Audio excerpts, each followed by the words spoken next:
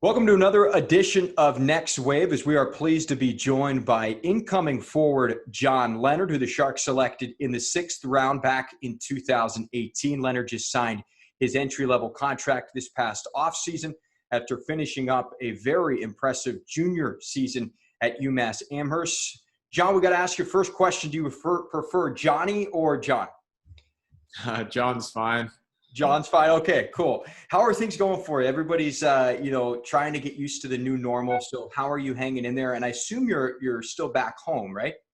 Yeah, I'm back home right now in Amherst, Massachusetts, which is Western Mass area. So just trying to stay busy as much as I can, kind of doing the same thing everyone's doing right now. So trying to stay safe, do all the right things, and stay busy. Okay, I got to ask you. So you've got some pretty good genes. Your dad, John, he was drafted by the New York Knicks way back in 1982. He was also an assistant basketball coach at UMass, your alma mater, from '01 to '05. So I've got to ask, how did you end up settling with hockey and not basketball? Yeah, it's kind of a funny story, actually. I get that question a lot too. But my sisters were big basketball players, and I played a bit growing up too. But I was too young to play basketball at the time. But you were old enough to learn to skate. So my mom kind of felt bad for me that I was going to my two sisters' games all the time, and I didn't get to do anything fun. So signed up for Learn to Skate, and that was pretty much it. You played hockey at high school hockey at Springfield Cathedral in Springfield, Massachusetts. And for people on the West Coast, they may not be super familiar with how big prep hockey is in Massachusetts and really in the Northeast in general. Yeah. You led the state in scoring in 2014-15. You were selected as the Western Mass Player of the Year, ESPN Boston's Mr. Hockey. You were on the Herald Dream Team, SB Nation, Massachusetts High School Player of the Year honoree. Give us an idea of what it was like to be the big man on campus, when you're playing high school hockey like that. Yeah, high school hockey's it's a lot of fun in Massachusetts. It's like you said, and on the West Coast and other areas of the country, it's not really that big. So it's something everyone looks forward to. And, growing up in Massachusetts is being able to play high school hockey. And, it's such a big thing. And I was playing, on a great team in Springfield there. And it was a lot of fun. And, you're able to play with your childhood best friends, which is, a big plus. What were the crowds like during those games? You guys get some good support from the student body? Yeah, they were a lot of fun. They were a good time for sure. They getting pretty rowdy, I'm assuming. Yeah, especially when you get the rival games. And obviously, like I said, we're from Western Mass, and we played a lot of the Catholic conference teams from the Boston area. So once you kind of got those rival games, it was a packed house and a lot of fun. I'm sure those towns are so close together. In 2015, Joey mentioned your high school career and the illustrious accomplishments during that time. You also, in 2015, had an opportunity to don the red, white, and blue as a member of Team USA at the Ivan Holinka Memorial Tournament. What was that like wearing the USA sweater and being able to represent your country? Yeah, that was obviously a very special moment for me and my family to share with. It's a lot of people's dreams to be able to wear your country's colors and be a part of that team. So it was pretty special and a lot of fun for me. 2014, you're selected 54th overall in the USHL draft. You go on to play a couple of seasons for them, really breaking out in year 2, where you more than tripled your goal and point total. Now, some guys go straight from high school to college. What made you think that the USHL was the right path for you in your development? Yeah, I think it was a big decision with, my family and I and, high school coaches and, people that, I kind of turned to for, questions like that. And we thought it was best for my overall development to leave after my junior year of high school and, go play in Green Bay. Obviously, it was a tough year that first year for me development-wise and, kind of learning everything. But that second year was, a lot better overall from a team and, just kind of overall perspective. But big learning experience for sure. What do you think was the biggest adjustment going to Green Bay? Was it the fact that you had left home really for the first time, or was it just the fact that the skill level was just such a higher pace and higher intensity once you got to that league? What do you feel like was the biggest learning curve? I think a little bit of a combination of both. Obviously when you get out to the USHL, you're playing against 21-year-olds, and I was 17 at the time, so that was a big difference for me. And those 17 to 21 years are, really important years and development and strength and all that kind of stuff. So I think the biggest thing was, strength and size and stuff like that. But moving away from home, kind of you get comfortable with that quick. I'm not sure if you committed prior to going to the USHL or if it happened during your time, but you eventually do commit to UMass. Being an Amherst native, was there anywhere else you considered, or was becoming a Minuteman really the only path you wanted to take? I think deep down it was kind of the only path I wanted to take, but I didn't want to close, all the doors, and I wanted to keep everything, kind of open and see, what other teams had interest and that kind of stuff. So I definitely didn't close everything out, but deep down I always wanted to go there. Once you're at UMass, you hit the ground running. You led the team in scoring your freshman year. How was it? How was the jump right in? How you made such an impact right away? How was that so easy? What was that like for you, coming in so young and having an impact right away? I think the biggest thing was, our summer leading into that. We were all on campus for the second half. I think it was 6 weeks or so. We had 13 freshmen at the time. So, it was a majority of the team, was going to be freshmen that year. And we became so close and, worked real hard in the summers and, on the ice, off the ice, working out, running, and all that kind of stuff that, really does add up to success on the ice. So following that big freshman year, you're taken in the 6th round by the Sharks, 182 overall. Walk us first through draft day. And did you have any idea that the Sharks were interested in you? No, I didn't. I didn't have any idea that the Sharks were interested, but obviously was extremely excited with the result. Like I said, I didn't know if I was going to get called or anything along those lines. So I was out playing some golf with some buddies and got the phone call. So it was obviously a very special moment for me and fun day for me as well. Did you meet with the Sharks at all prior, like leading up in the draft process, or was it truly just an unexpected? No, it was truly unexpected. I didn't have any meetings with them or anything. I know that they did talk to my coaching staff at UMass and that kind of stuff behind the scenes, but I didn't have any interaction with them. The season prior, your teammate at the time at UMass, Mario Ferrero, he was drafted in the 2nd round by the Sharks, and you get drafted the next year by the Sharks. Was he one of the first people to call or text you? Yeah, he was. We were actually roommates at school too, so very close friends and hung out a lot. So, he was definitely one of the first people to give me a call, and obviously he was excited too. So your sophomore season, probably one you're never going to forget. You guys reached the national title game. The roster was loaded. You had yourself, Mario, and now Colorado Avalanche star Cale Makar. What made that team so special, and what was that run like all the way to the national title game? Yeah, I think it flew by more than anything, honestly. It was the season just, from start to finish went by really fast. And, we were so deep. We had a lot of people that could, play offense, play defense, and do all the right things away from the puck. And I think that's what made us so special is, we were so committed to doing the right things and, the sacrifices we made and, all that little stuff that adds up. And, it was definitely a really fun year, but it definitely flew by too. So the next season, you guys are coming off that run, came up just short of capturing a title, but Makar, Ferraro, they're gone. They're off to the NHL. But you managed to put together probably your best season, and it was a dominating performance in your final year of college. You're a Hobey Baker finalist, you're first-team All-Star in Hockey East, a Hockey News first-team All-Star, led the nation in goals. You can just go down the list on the stats you put together this past season.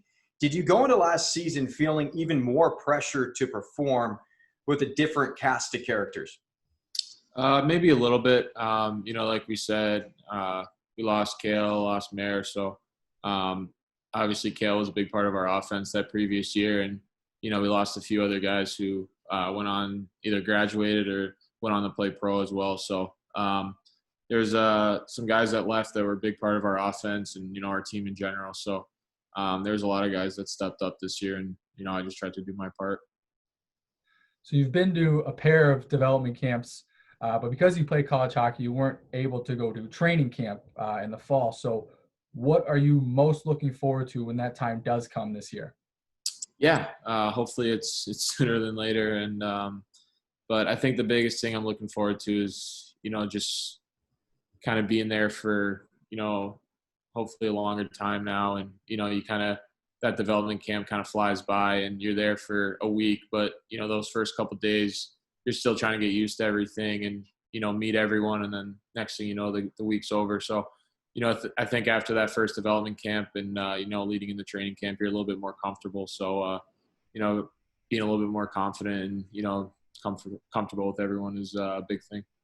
I'm sure it'll really become a reality when you do throw on the sweater. You're on the ice with the likes of Brent Burns and Jumbo, whoever is on the line or in the lineup at that point. But it'll really, be a reality when you get to that side of things. But as you look back on your career, when was that moment where you realized, wow, I really do have an opportunity to make pro hockey a career and a legit option for myself?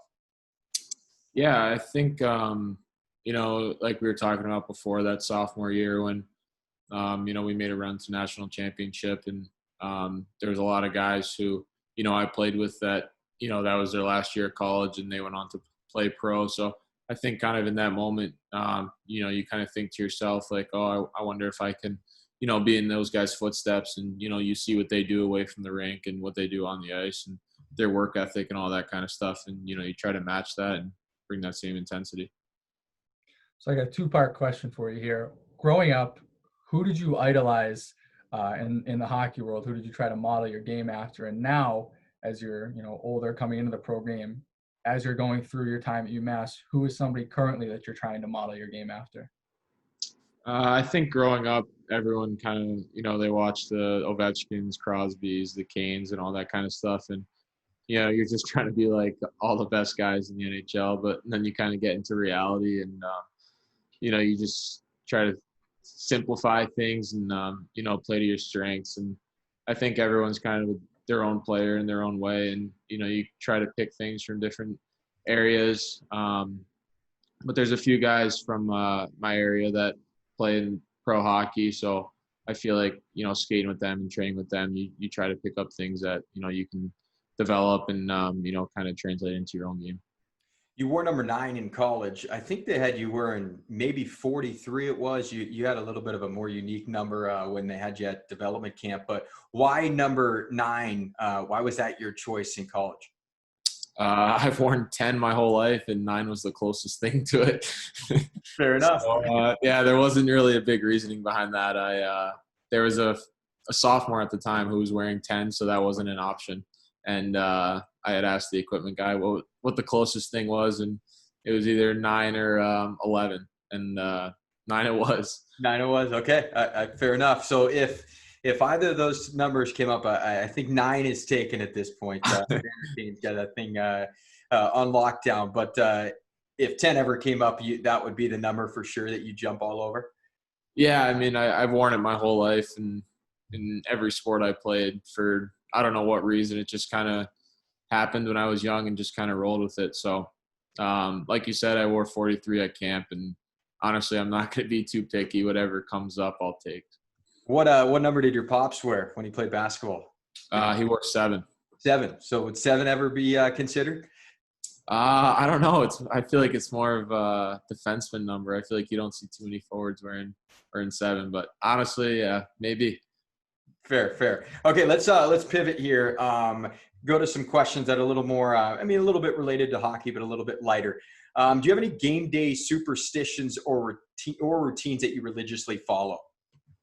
I don't know. I think a lot of guys kind of have their own superstitions or routines, and I've most of the time will do the same thing every game. But if I don't think I played well the game before, definitely didn't have a bad game, then I'll switch it up. So if it's working, I'll stick with it. And then if it's not, I'll try to change a little something here and there. So another 2-part question for you. Who is the most talented player that you ever played with? And who's the most talented player that you've ever played against? There's a lot of guys that could come up here, but I think the obvious one's Kale. He was obviously just such a smooth skater and, such a game changer and, day in and day out. And like I said, he skated like no one I've ever seen before. So straight up talent wise, it's definitely Kale. And then playing against guys, you play against so many good guys in the Hockey East conference at school. So there's some great guys that we've played against on BU, BC, all those, the Boston schools that I don't know. I don't know. It's a tough one. There's a lot of people that we've played against that are good. Going into that first season at UMass, I'm sure you guys were very familiar with Kale and the type of game that he had. I mean, he was selected, I believe, in the top 5 by the Avalanche. But when was your kind of, wow, this kid is really the real deal moment? I think our first game sophomore year, honestly. Freshman year, he was obviously a very talented player and took over games as well. But that step he took from freshman to sophomore year was like we were all talking about it right away after that first practice and first game. So he was a very talented player and, like I said, did some very special things our freshman year. But sophomore year, he took it to another level. What type of things do you like to do away from the rink when you're not training and not playing? I'm a big golfer. I'm not very good at all. Don't fill in. But fit in, rather. yeah, I'm not a good golfer at all, but it's something I love to do. What would you say your handicap is? 13-ish. That's pretty good, right? I mean, 13, 14. Not great. I mean, I'm shooting like a 30 handicap, so like that's pretty good. We can play together then. I don't know if you want that. All right, if you had an unlimited supply of one thing for the rest of your life, what would you choose and why? I don't know. That's a tough one. Probably some type of food. I love food, love to eat. So maybe some raspberries or blueberries. All right. Good choice. All right, for fans who don't know Hockey East, it's one of the best conferences in college hockey, if not the best. What was your favorite rink to play at, and what was the hardest rink to play at?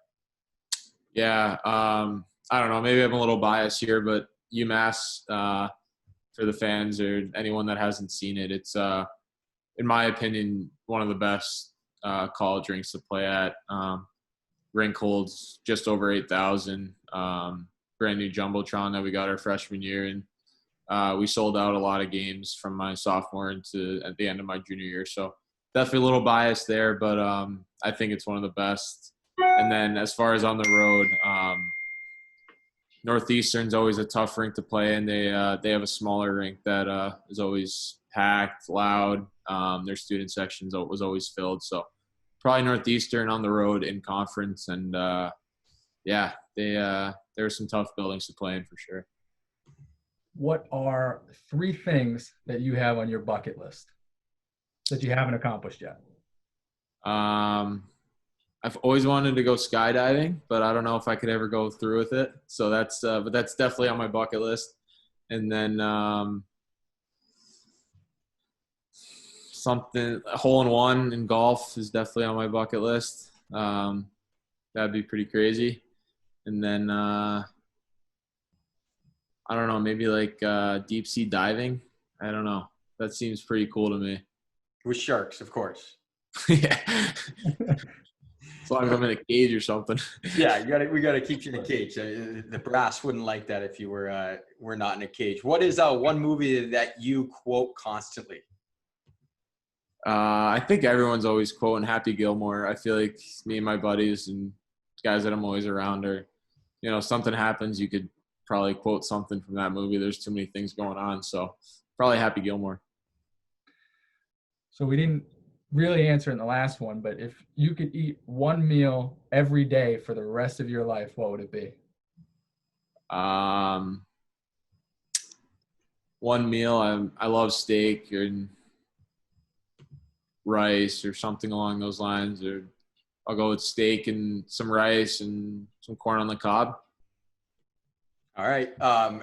Everybody's looking for something to watch, something to binge right now just to fill our time. So give Sharks and Barracuda fans a must-watch TV series and tell them why they need to watch it.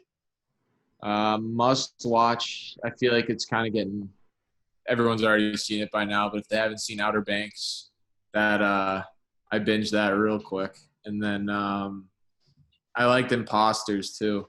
I don't know if you guys have heard of Imposters, but it's about just what it sounds like. Someone is, impersonating someone.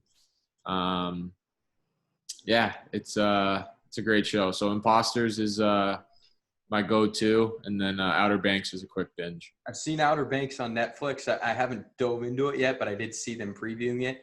But Once you dive into it, once you start, okay. What about Imposters? That's what I hear. I haven't gotten in on it either, but everybody's recommending it, so I have to watch it. You have to watch it. So I guess maybe it's good.